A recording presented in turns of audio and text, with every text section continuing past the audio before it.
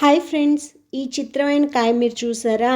North ఇండియాలో మాకు ఇవి బళ్ళ మీద వెజిటబుల్ షాపుల్లో ఈ శీతాకాలంలో బాగా దొరుకుతూ ఉంటాయండి.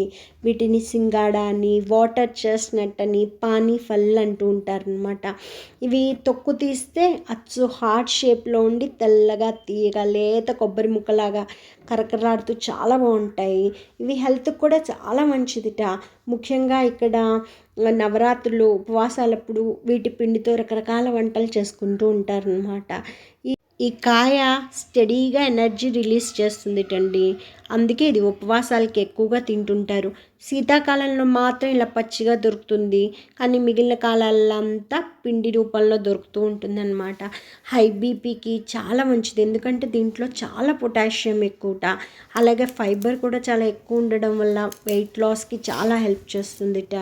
అలాగే లేడీస్ ప్రాబ్లమ్స్కి, డైజెషన్కి చాలా మంచిదన్నమాట.